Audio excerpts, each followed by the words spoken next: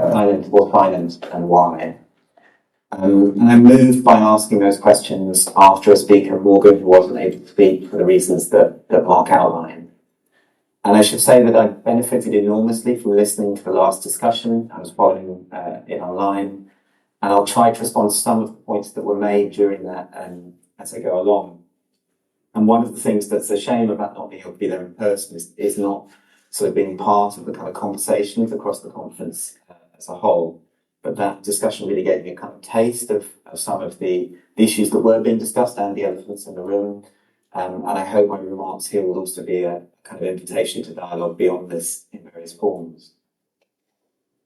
So I want to explore these questions through reflections on my own practice in two contrasting settings, which you've just heard about, within a conventional higher education institution and in a new experimental college. But before I move on to those two case studies, I'll begin in the classroom. Bell Hooks reminds us that for all its limitations, the classroom remains the most radical space of possibility in the academy. And I still think this is true. It's the place, for example, where dialogue between different forms of expertise and experience can be most readily mobilised, albeit with limitations because of what we consider to be a classroom and who has access to it. And as Hooks reminds us, and as is pertinent to my theme, listening is essential.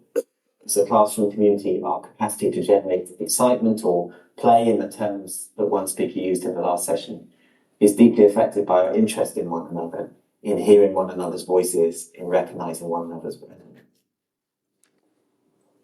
So I want to just talk about a particular class that I used to teach every year, a 2-hour seminar that I taught to students on a foundation year in Arts and Humanities at the University of Bristol.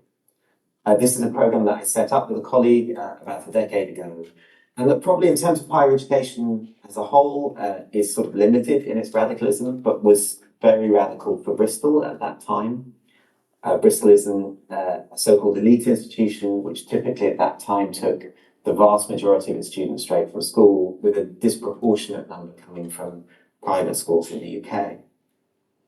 And this programme started from the simple premise that we wanted to recruit students who were facing the sort of greatest barriers to accessing higher education, who were kind of furthest away from thinking about that as a possibility for them, Whereas often efforts to extend university opportunity in the UK, I think partly because of government targets over the last 2 decades, have tended to sort of look for low-hanging fruit for those people who are kind of nearly ready to come but not coming.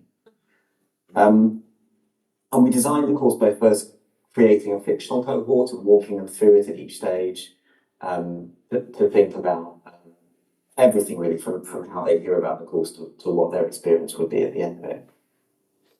From the start, the programme required no prior qualifications for entry, and it was interdisciplinary, thus allowing students to progress to any degree in the arts and humanities at the end, while potentially not knowing about that discipline in itself at the beginning of the programme.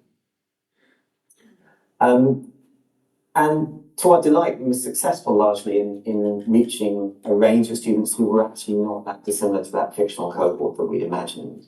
The first cohort ranged in age from 18 to 72, and they were from an equally wide range of social, educational, ethnic, and personal backgrounds. In fact, that first cohort told us that the only thing they had in common as a group of 30 people was that a year earlier they would never have expected to be at university at all. Within such a cohort, there were inevitably very varied levels of confidence. This expressed itself in ways you might expect in who participated in seminars and lectures and how. And from the kind of second time the programme ran, I wanted to find a way of bringing some of those issues out into the open. So within the study skills module that the students took in the first term, I planned a 2-hour seminar in which we structured the 2 hours around 2 really simple questions. In the first hour, why would someone speak in class? And in the second hour, why would someone be silent? To introduce the seminar, I asked the students 2 other questions. The first was, have you ever lost your voice? And more than one person was able to answer this, describing, for example, the difficulty of making a phone call when you've lost your voice, and the experience of the person at the other end of the line assuming that you're a nuisance caller. The second question was, have you ever found your voice? Now, interestingly, this introductory exercise was one that I tried with first-year kind of undergraduates on an English literature degree before, and they'd also always been able to ask the have you ever lost your voice question. There was always someone who'd had that experience. But I rarely got someone who could answer the have you ever found your voice question. But on the foundation year, there were always 1 or 2 students who responded warmly and immediately to this as an invitation to speak. In one year, a young woman described movingly her emergence from being voluntarily mute as a teenager. In another, an older man described his experience of overcoming a serious speech impediment in his 20s. I've put on the slides here, and I can't tell how visible these will be to you, but they might give you a little flavour. A kind of mind map from one of our discussions in response to the question, why would someone speak in class? As you can see in the top right here, we talk partly about circumstances in which speech might feel like a necessity. The most extreme example of which might be if someone spotted danger and simply shouted fire or something similar. But that led into a discussion about other kinds of urgency, which might either interrupt your participation, and this shaded into talking about kind of hidden health conditions, or might actually form part of your participation, including a response, in which one was moved by an emotion like anger, or moved to kind of correct information that had been given, even by the teacher or a fellow student, that you felt was incorrect.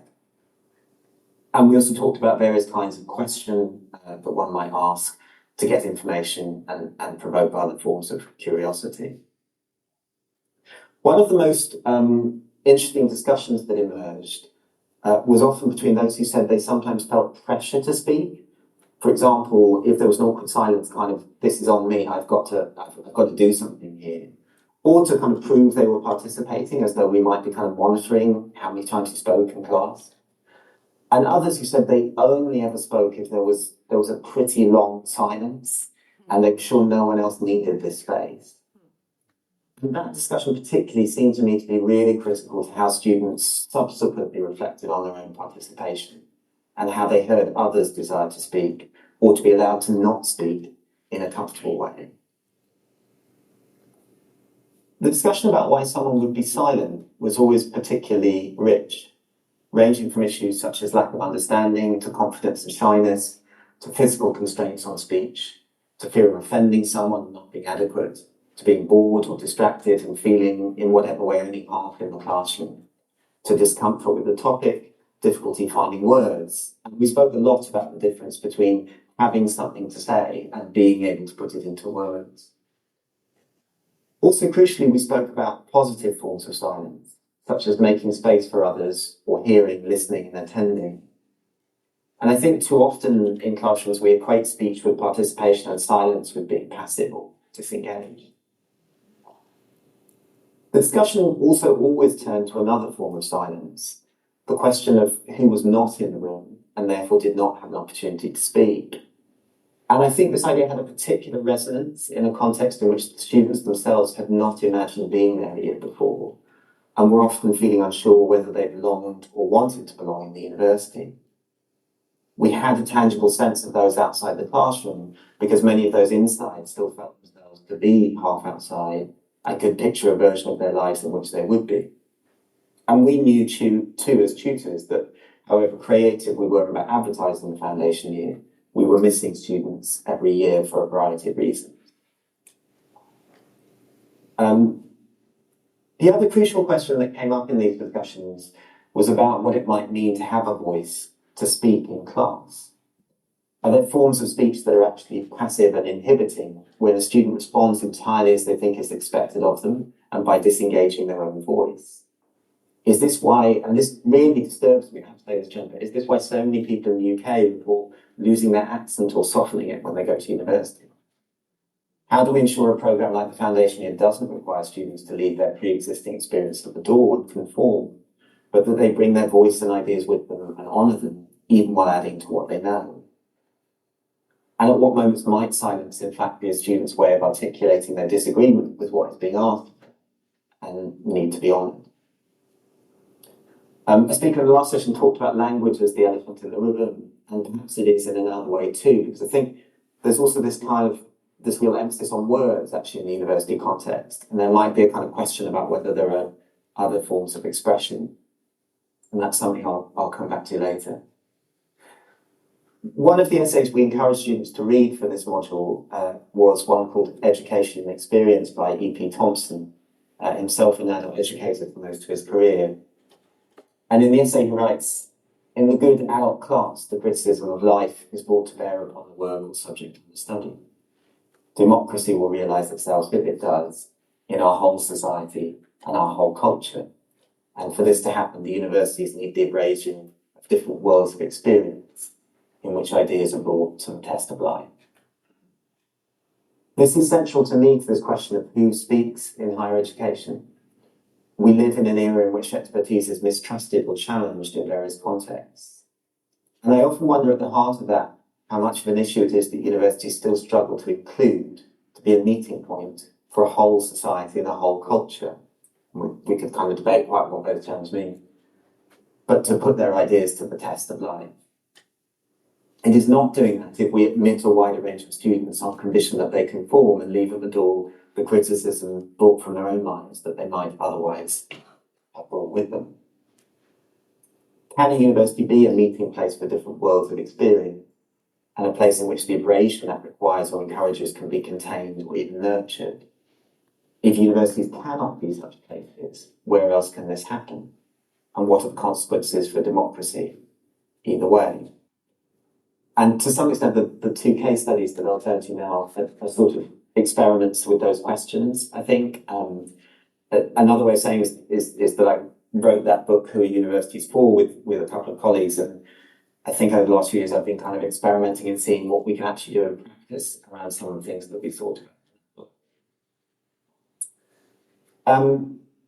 So the first of my two case studies is a new campus development in Bristol, which I've been working on for the last 5 years. And it's one of those kind of building projects that it sort of sometimes feels like never ending. So when I joined the program in 2018, the campus was due to open in 2021, so it's 3 years away. It's now due to open in 2026, so it's 3 years away. And there have been delays in that time due to COVID particularly, but also other reasons. But it has a kind of particular dynamic because of that. And the question of who has a voice in this has preoccupied me throughout this time. and I've seen it central to my role. So my role is what's called academic lead for engagement, and broadly civic engagement in particular, thinking about how this campus will connect to the community, civil society, industries, and others in the city and region. So the campus is called the Temple Quarter Enterprise Campus, and it's due to be the site for some elements of the university's new business school, the sort of techie end of the Faculty of Engineering, and other elements have now come in around it, so the dental school is also relocated nearby. And I think that in terms of that kind of long kind of trajectory, I think there's been a bit of movement between whether this is a kind of lift and shift of some existing partners to a new location, or whether there is a real kind of attempt here to have a vision for the university being able to focus on some of the big issues of the future around future of technology, climate change, mass migration, which is a major research theme at Bristol, and the challenges of democracy in the digital age. And that sort of tension has seemed to be quite resolved in a way that actually I think is revealing us some larger trends about universities, and that I'll come back to. And it's worth saying too that this campus development is part of a major expansion of the university over the last 10 years, prompted by changes to the kind of funding and regulatory climate in higher education in the UK, which has allowed universities like Bristol, which always had a kind of high volume of applicants per place, to increase the volume of UK and international students that they recruit. And so there's certainly a kind of an end goal here in terms of having a new campus that's about increasing certain kinds of teaching, making the university financially sustainable, those sorts of things. And I could do a kind of separate paper about all of that bit of it, but for now I'm just sort of acknowledging that that's there, and it's part of one of the kind of tensions of some of the work I'm going to talk about. But actually, if the university was only thinking here, we could have built a new campus more quickly and cheaply in other parts of the city. And the location of the campus is actually really interesting, I think, and is part of what attracted me to being involved. So it's directly adjacent to Bristol Temple Meads, which is the main railway station in the city. But the station isn't actually at the heart of the city. In fact, historically, this site often marked the sort of boundaries of the city, or then later became a kind of area the city put anything it didn't want to look at too directly. So in a much longer history, this was monastic land outside the city walls. It was the site of a cholera burial pit in the 1800s. And for nearly 100 years, it was a cattle market. And there were stories of bulls escaping or wandering through nearby streets, and people avoiding the area on market days. And most recently, this was a post office sorting site. And then for about 25 years, it was a derelict post office sorting site, as in the picture on the left on the screen. You can also on the map here see the railway station and the cattle market marked next to it in an earlier phase. And the whole area around the campus is also a site for planned redevelopments over the next 30 years. And by coincidence, I've recently moved house, and I now inadvertently footstep through the whole area that's going to be redeveloped with my son twice a week when I take him to childcare. And it really is a remarkable mix of sites the city still doesn't want to look at too directly, waste and recycling sites that struggle to find homes elsewhere, so animal rescue centres, the site of a former school for teenage parents, or for light industries that are, for the most part, resilient in our digital. So what does it mean for a university to be part of this regeneration, the radical changes represented by this development? What are the risks of gentrification and studentification? What kinds of future can we imagine in 30 years' time? And what role might this site, much of which I should say is at high risk of flooding, play in that? And I think this is a question in which voice and participation are essential. Who will speak in the new campus development? Whose ideas and questions will be heard? And part of the reason this interests me is that COVID, I think, has taught us that some of the apparently global challenges we're now facing are likely to be determined for many of us by how we experience them locally, by the communities, networks, and localities of which we're a part. Universities are unusually well positioned, at least in theory, to be interpreters of and to help shape our responses to those challenges at that kind of larger scale, but also to be conveners of different types of experience and expertise locally. But are they set up to do that? And do they have the capacity, including the capacity to listen, that such a role requires? And in terms of kind of what attracted me to being part of this kind of development, see, my role in programs like the Foundation year was really crucial to that. So one of the things I would do quite a lot when we were recruiting for the Foundation year was to go out and talk in different settings around the city and beyond about the program. And I would often hear accounts of the university that were very place-based. People really associated the university with Clifton, which is a very kind of prosperous suburb of Bristol, where the university is mostly now based. There were lots of different kind of entangled associations with that.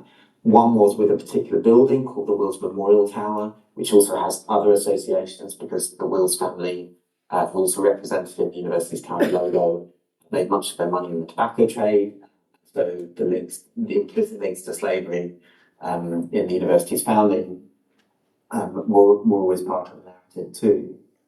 But also because, like a lot of cities in the UK, there are radically different kinds of involvement in higher education in different bits of the city. So in Clifton, about 100%, I mean, statistically, it's pretty much 100% of 18-year-olds progress to higher education. But in areas of East and South Bristol, many of which are adjacent to the Temple Course site, the rates are much lower and sometimes as low as 1 in 12 18-year-olds. And I really think it matters to universities that they include such a narrow section of the population because of the expertise and experience that they miss out on. If we are convening a conversation in society, we cannot do it when half or more of that society is missing and thus silent. And I think it was Heather in the earlier discussion talked eloquently about this kind of sense of insiders and outsiders in terms of this discussion about what universities are for and what role they play. And I certainly think in the UK, I mean, almost as a byproduct actually of the mass expansion of higher education over the last 50 years, we've ended up with this very bifurcated society between those for whom university is really central to their narrative of who they are, and how they've become who they are, and another half of the population to whom they're sort of invisible or inaccessible or irrelevant.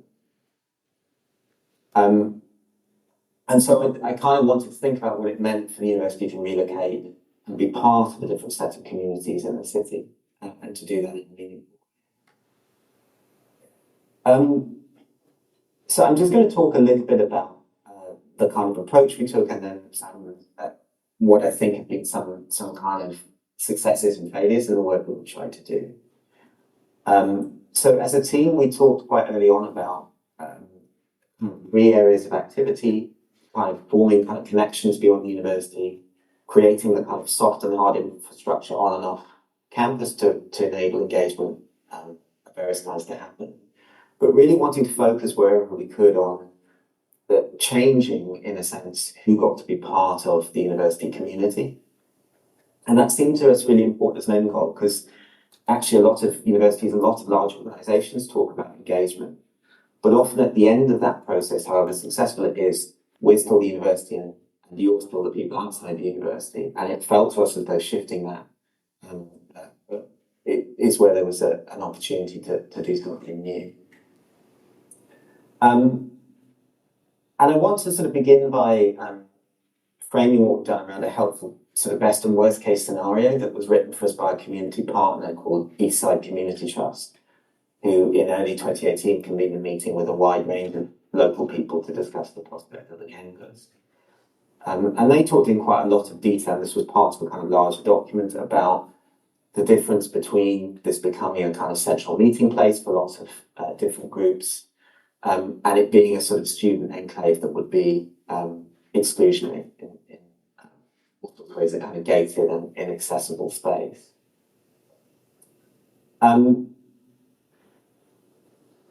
So I'm just going to talk about a couple of things that we tried to do that I think have started at least to work quite well. One was to look at the university as an employer, that actually the more we thought about it in terms of people becoming part of the university community, there's a lot of effort really focused on who gets to be a student, but actually that question of who gets to be a staff is equally interesting. And our staff body was also not drawn from the whole city. So we set up a program called Join Us, which we ran cater sessions with community partners to help people think about the university as a place that they might work and build a career. But we thought really early on about this question of language. Again, I think this connects to some of the discussion in the last session. Because one of the things we heard a lot from university staff that we talked to was that the kind of different specialist bureaucratic languages they encountered when they came into the university were really intimidating, sometimes impenetrable. So one of the things we involved in the Join Us program was an exercise where everyone who was attending worked in small groups to invent several words, and then each group would use the words they'd invented in improvisation, and the other groups would have to guess what the words meant. And this led quite naturally into a discussion about this being the way that language works, but also about institutional languages and the languages we all have within the kind of communities and sub-communities of which we were a part. And the aim was to avoid staff feeling that they would have to kind of learn a new vocabulary or assimilate in a larger sense when they joined the university, but to feel that they would also have their own language and experience that they'd be bringing with them. And so far, we've been basically kind of piloting this program, but we've had about a dozen people come into jobs via it. And we're now looking at how we kind of scale it up and embed it across the university. Alongside this, we're developing a kind of large-scale, flexible undergraduate program. Again, radicalism and flexibility is relative. At an institution that is overwhelmingly about full-time education, offering something part-time open access tool with partners does seem quite radical. But I think that's within a particular institutional context. And then to kind of underpin those two initiatives, from very early on, we wanted to look at childcare as a kind of really central issue. And what we've ended up being able to do is make provision for a pop-up creche facilities within the building itself.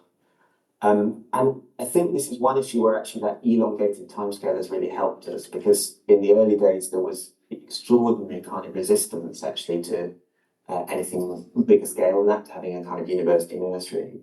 But actually within the last year, the university has actually purchased a building nearby to be converted into a nursery.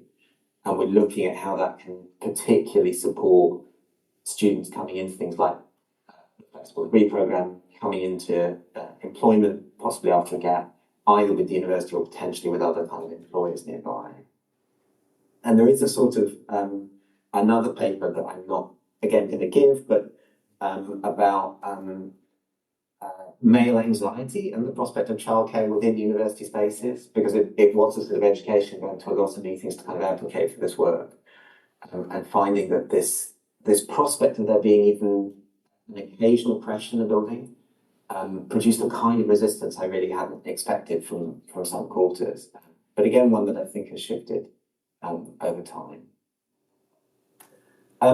That's a little bit about kind of activities. I want to then just quickly glance a little bit at kind of spaces. When I first joined the program, I was told kind of explicitly by my line manager that they were expecting that kind of engagement work would happen somewhere else. It wouldn't happen on campus. And that they'd already kind of done a percentage of space in the building for different things, and it didn't include anything for engagement. And this was a kind of battle over a number of years to shift this, but we were able to do that. And what's developed is the idea of two spaces which have ended up being on the ground floor, sort of very close to the entrance of the building. So the building was always conceived as being an enterprise campus with lots of kind of industry and so on, partners on site, particularly who were involved in research with the university. But we ended up designing in a space that we called the Bristol Rooms. We wanted to reflect the city and its communities, and that would be a kind of co-working space for civic and community partners. And that will have a kind of interactive map of the city on the wall that can be overlaid with maps of other cities in other places as well. And the other places, the other space we designed in is something that we call the Story Exchange, which is a round space designed to seat about 25 people, deliberately very low tech, and to be sealed off by a curtain to add to a sense of kind of intimacy and informality. And the aim is that it's a place where conversations can happen between people with very different perspectives on equal terms. And we hope that in important ways that might set the tone of the building. And alongside this work, we also worked with community partners. We were invited by a community organisation called the Barton Settlement to join a new project they were creating called the Micro Settlement out of shipping containers at the kind of end of their site. And the university has ended up taking on 3 of those shipping containers and turning them into what we call a micro campus. And that opened in 2020 in the midst of COVID, when this wider settlement was a really important community hub during that period.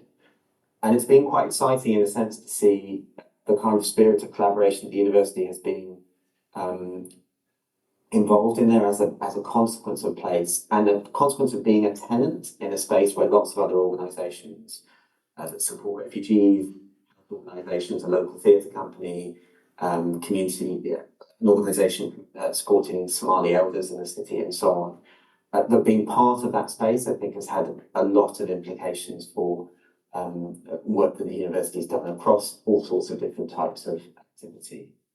And I'm sort of slightly whizzing past that. I could talk at greater length about that as a kind of sub project. But just with nice time, I want to draw a few kind of conclusions about this work before moving on. So I talked about this summary of a kind of best and worst case scenario that we heard from a community partner early on. And I want to kind of finish by saying I think the jury's still out in some sense on where we are between their best and worst case scenario. I don't think that it will be either of those. I don't think it will be a kind of gated and inaccessible space. But the extent to which it's able to do all of the things in their best case scenario, I think to some extent depends on how some of the kind of tensions in the project are ultimately resolved. And I'll give you a kind of example of at least partial failure. We worked very closely with the architects on the kind of external design of the space to help them understand some of the feedback from local people, including from East Side. And they'd said in this worst case scenario that they didn't want a cold urban form lacking natural features which dominated the area. And the architects came up with an early design which actually reflected a bit more the history of this area and that we thought were quite positive. But inevitably, the voices we were being advocates for weren't the only voices here. And ultimately, a decision was made not to go with this. I'm told secondhand because the building needed to represent kind of the future and not the past. And I'm just going to give you an image of how the building is currently planned to look in 2026, and this is the view from the railway station.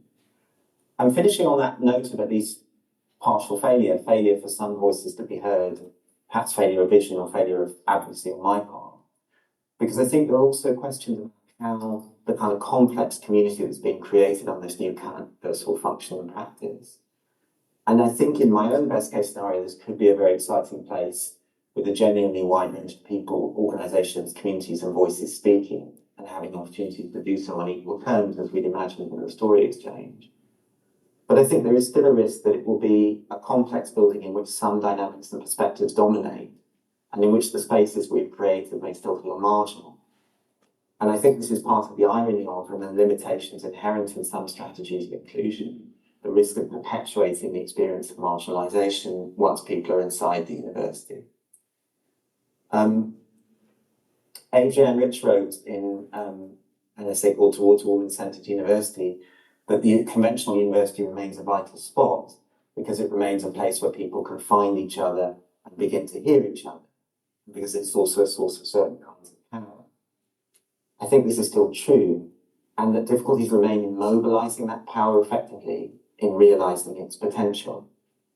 And in a sense, I see the kind of contradictions in universities, some of them perhaps intrinsic to their scale and complexity, but others rooted in the particular models that have emerged and been sustained over the last 100 years. I think I've seen some of those in very sharp colours in this new campus development. And so I want to just sort of finish by talking a little bit about a case study from a very different perspective, which is Black Mountains College, where I've been working since 2021, which is based in Cowglass in South Wales, and very unusual in the UK, being a college created in a rural setting. And the inspiration for the college was partly Black Mountain College, the experimental college founded in the 1930s in North Carolina and known for the many artists that it inspired and for the anti-fascist energies that implicitly and explicitly catalysed it. And this new Black Mountains College was inspired by the great crisis of our times, the climate and ecological emergency. And at its heart, the project is about the fact that this is, among other things, a crisis of education and imagination, about our ability to live within, learn from, and imagine futures alongside the earth that is our home. The college's main campus is a 120-acre upland hill farm, which we're renovating and converting, called Troy Jahan, and we're also working with kind of other sites across the Black Mountains, particularly in the kind of early stages. And I think the college has worked with a number of kind of principles. One is kind of accessibility, and that sense that the kind of futures that will emerge out of the climate crisis really depend on who has a voice and a say. And so on trying to create a community that is genuinely diverse, and that feeds into having not only an undergraduate degree that's due to start this September, but also a further education and a short course program. The second is place, and the specific location and relationship to nature is vital. All of the college's programs emphasise learning out of both indoors, with the whole body in all of the senses. And I think the third principle is really urgency, the sense that the climate emergency is happening now and some of its consequences are unavoidable, but that there remain things we do not know about the scale of what awaits us and about the possibilities within our human responses. And the kind of main work that I've been involved with the college has been shepherding the kind of undergraduate program through validation by a university called Cardiff Metropolitan University, which is quite nearby. And I think that in itself has been a sort of really, at times exhilarating and at times frustrating lesson in some of the tensions between the kind of radicalism and possibility of the founders of the college, neither of whom were academics themselves, and some of the kind of challenges of translating that into something that could be accredited. And there were kind of losses and gains in that process, but watching kind of what happened as we had to take on certain kinds of bureaucratic language, for example, but also what happened when there was a kind of rigor applied to some of the questions that the college was trying to ask in positive ways. I think taught us a lot about the kind of function of higher education and its limitations. So the program is a degree in sustainable futures, arts, ecology and systems change. And each year of it is structured around a question. So the first question is, how can we learn in a changing world? The second year is structured around, how can we address some of the world's most urgent challenges? And then in year 3, each student frames a question which they then pursue through a research project and some sort of civic engagement project or similar. It's worth saying that creative practice is knitted through the whole programme, and that we're not aiming to train people specifically to become artists or practitioners. A speaker in the last session talked about the importance of play, and I think that's at the heart of the college's approach. The college sees arts as a way of seeing and knowing that are vital to helping students to learn individually and collectively imagine alternative futures. And I've often thought about, within this, about the reversion constantly to words within formal education settings, and we've tried wherever we can within the degree and also within the kind of assessment requirements of it to retain a commitment to other modes of expression. It's worth emphasising too that for a programme principally concerned with futures, we start by thinking about the past in a module called How Can We Understand the Past?, which allows students an opportunity to think about how the past is narrated and by whom, and how we've arrived at the current moment of crisis, and that's specifically interested in kind of pluriversal histories. The original Black Mountain College, after which this Black Mountains College is partly named, opened in 1933 and closed in 1957. It had a drastically reduced number of staff by the time it closed, was in considerable debt. But it has a very long legacy and is still well known, including because of the influence of many of its faculty and students in the arts. We're at such an early stage with Black Mountain College that I can't yet predict its journey, but I'm interested in the fact that the college has shown me what could be achieved by starting from scratch and responding to the urgency of the times, but also sometimes the limitations in doing so. And I think particularly there's a kind of question here about what can be done at a certain size. I think there are certain things that are kind of really possible with something like Black Mountains College because it is working at a more human scale, ultimately with about 200 students. But are there limitations to that, or actually is the human scale important? And I've seen that kind of question come up in other projects that aim to be radical innovations in higher education.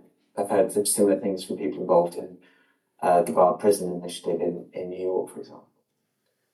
And I also think that there may be a question of whether sometimes interventions in higher education, like the original Black Mountain College, in a way have a potency that's linked sometimes to being temporary, actually.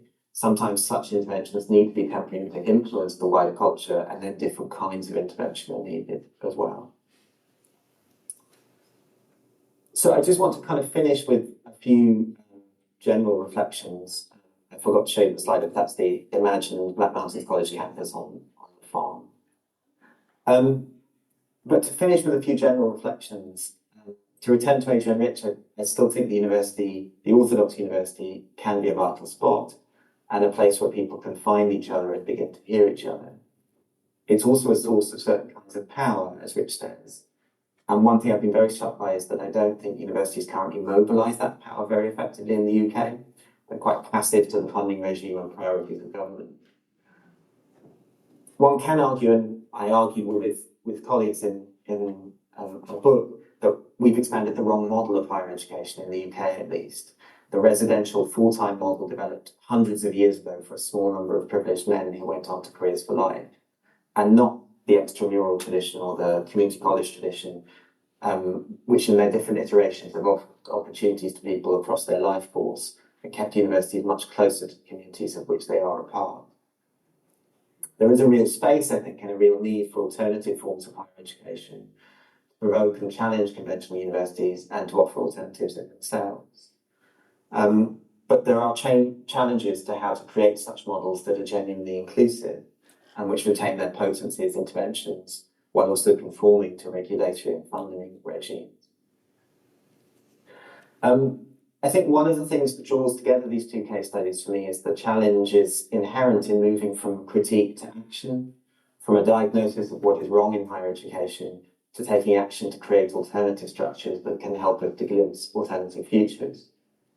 Raymond Williams, himself a son of the Black Mountains, once wrote in what I think is actually an often misquoted line at the conclusion of an essay on nuclear disarmament: "To build peace now more than ever, it is necessary to build more than peace. Unless protest can be connected with and surpassed by significant practical construction, our strength will remain insufficient. It is then in making hope practical rather than despair convincing that we must resume and change and extend our campaign." That task of making hope practical remains daunting, I think, especially in the realities of climate change. It requires us, perhaps, to find new structures and new ways of finding one another and of hearing one another. Thank you.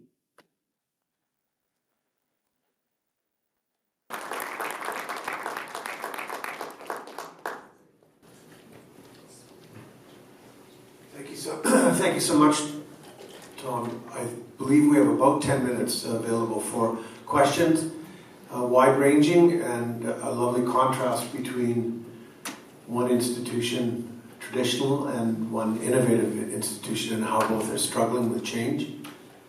And please come to the mic if you have a question you'd like to put to Dr. Sperlinger.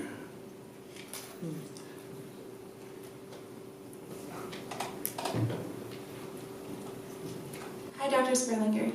I was curious when you were talking about the introduction of childcares into universities, and just from your perspective, I would assume, but please do correct me if I'm wrong, that this increases access to.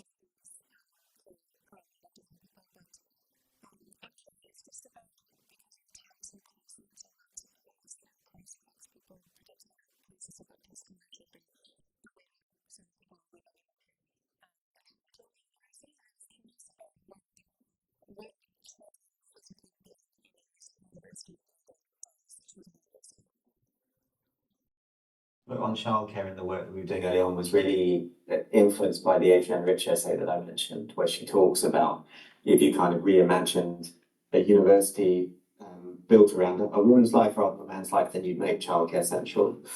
And you'd also make a kind of feedback into the institution around learning about how children develop and making childcare part of the kind of educational mission of the institution as well. I think in terms of the work that we've been doing, I think we're at such an early stage that we don't know yet quite what that will look like on the new campus development. But I think we do know the kinds of activities that it will enable, because actually in other settings, including in the kind of micro campus we've developed, having childcare accessible in that environment has made possible certain kinds of things. So it's made possible certain groups of parents being able to attend research focus groups, and therefore their voices being central to the research that was pursued. It's made possible students attending taster courses or skills courses that might lead into higher education that they might not otherwise have been able to attend. So I think it certainly makes certain kinds of activity possible. I think whether that filters through to a kind of wider culture within the institution, once childcare is actually centred into the institution, in terms of that project, I'm at too early a stage to answer. If I could just ask another supplementary question to that.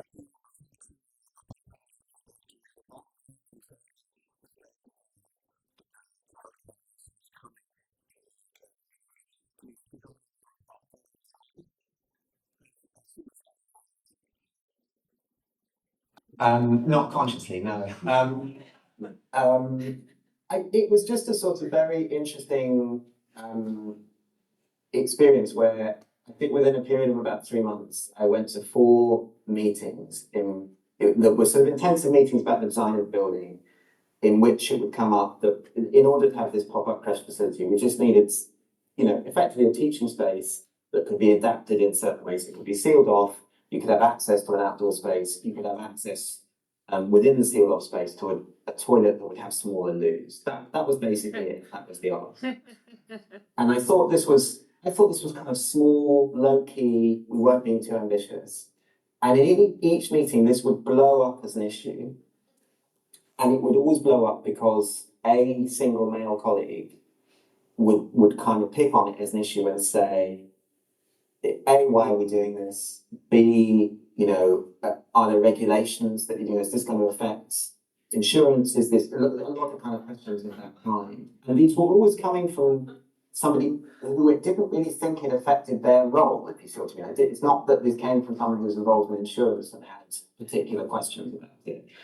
And if it had happened once, I wouldn't be identifying it as a trend, but it did happen like 4 or 5 times in a short period of time. And it seemed to me a kind of a mini case study of a way in which there was an anxiety there that seemed to me interesting and worth kind of thinking about, reflecting on. Yeah, it can be seen as a form of resistance. Yeah. Often unconscious, yeah. We have another person at the mic. Please, Chris. Right, it's Chris Mayfield. These are great projects. I'm really impressed with how far you've gotten in them, and I completely agree with the spirit of the Raymond Williams quote at the end about moving, from critique and analysis to, reconstruction. Just wondering if you could say more, especially for people that might, not anyone in this room, might be intimidated by the amount of work that would be involved about the process. The difference between the two projects, that's kind of the first part, and then the second part, the difference between one that's more or less autonomous from an existing university and one that's coming up inside of it. So just to understand, the first question was about the amount of work involved, is that right? Yeah, I mean, we're talking decades of your life, I assume, and so I'm interested in also in the size, the number of people, the time that it takes per week or per month, and kind of the workload. Yeah. I think it is a lot of work, and I think getting, large institutions are, particularly universities, I think part of what's kind of beautiful about universities is they're so complex and they've got such different functions and they're asked to do such different things. But that means trying to move them, steer them in one or another direction, I think is always kind of quite complicated.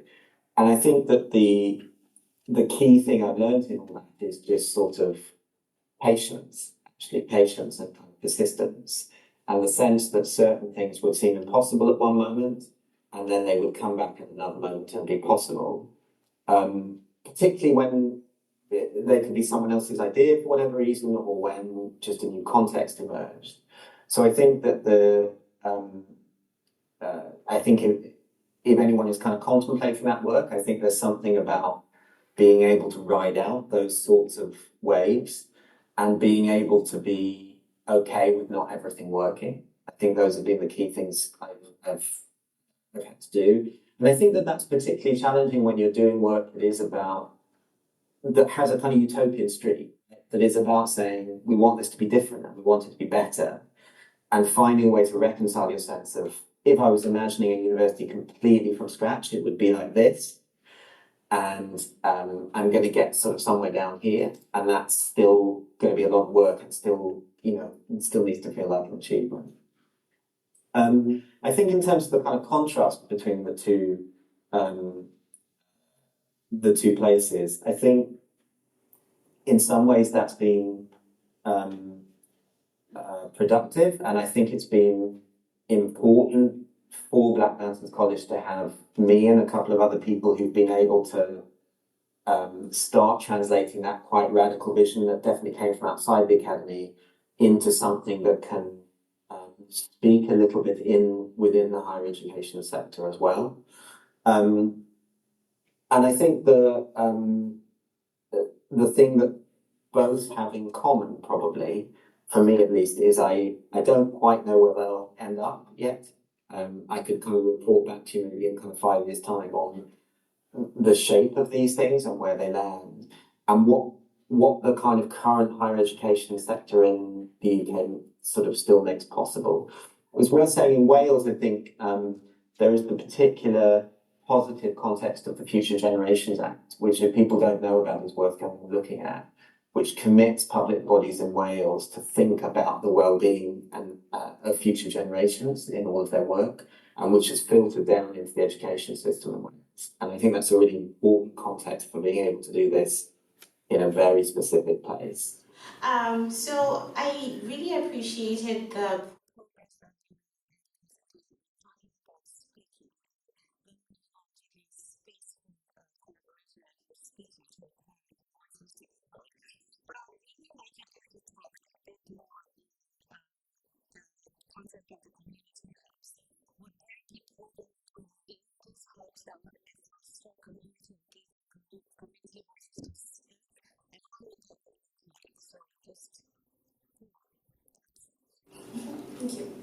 Thank you. And I've been thinking a lot about your point in the last discussion about bookshops as well, I should say, but that's another discussion for another day, I think.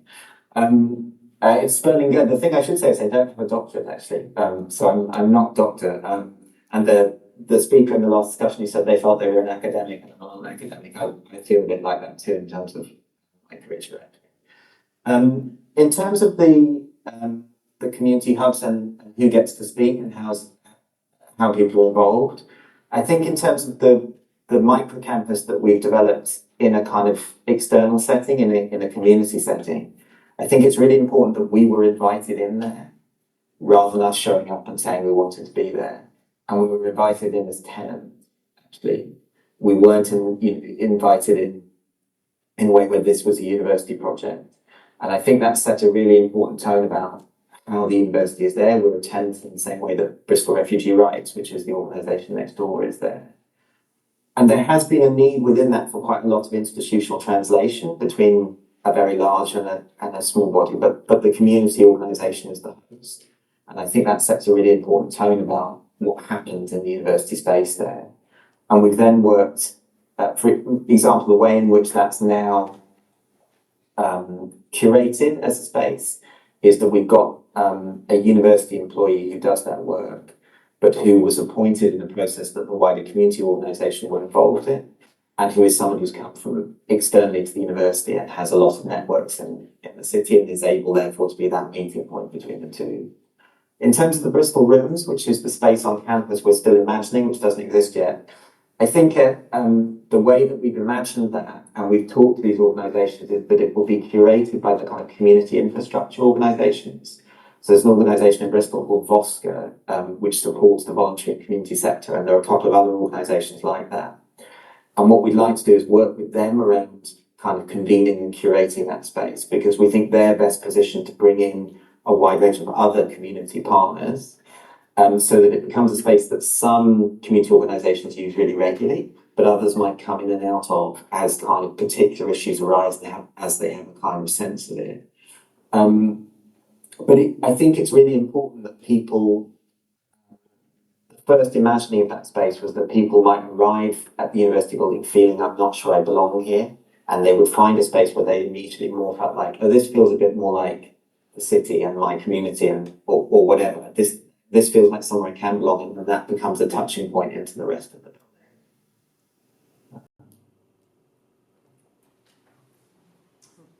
Well, I want to thank you again, Professor Sperlinger.